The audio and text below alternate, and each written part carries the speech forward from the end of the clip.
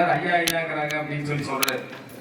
சரி, சாமி யார் ஒருத்தர் நிர்ணயம் பண்ணுவார்ல, எல்லாரும் சேர்ந்து சேர்ந்தாலும் அதுக்கு முகாந்திரமா ஒருத்தர் இருக்கணுமா வேண்டாமா? நம்ம அனந்தகிருஷ்ணன் சொன்ன மாதிரி பாக்கடெல்லாம் கரைஞ்சாங்களா, எல்லாம் வந்துதான். கற்பகம் வந்துதான். அதே போல காமதேவன் வந்து எல்லாம் வந்து விஷம் வந்தோன்னு எல்லாரும் தாங்க ஆரம்பிச்சிட்டாங்க. அது மாதிரி ஒரு கோவில் கண்டபோ பிரச்சனையே வரும். எதையோ எதிர்கொண்டிருப்பீங்க நீங்களா, பல விதத்துல வரும். அது எல்லாத்தையும் தாங்கக்கூடிய ஒரு மனநிலை வேணும்லவா? அந்த மாதிரி அந்த மனநிலை படைத்த ஒருத்தர் தான் நம்ம முன்னாடிக்க முடியும்.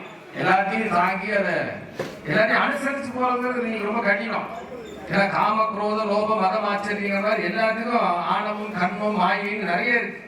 ஒருத்தரை ஒரு குடையின் கீழே கொண்டு வர்றது அப்படின்னா சாதாரண விஷயம் இல்லை. ஒருத்தர் கற்று சொல்வாரு, அவர் சொல்றதையும் இருந்து கேட்டுக்கணும். இன்னொருத்தர் சொல்றாரு, அதையும் கேட்டு எது நடைமுறைக்கு ஒத்து வருமோ அதை முறைப்படுத்துறதுங்கிறத ஒரு தலைமை தாங்கி வழி நடத்துறதுங்கிறது சாதாரண விஷயம் இல்லை.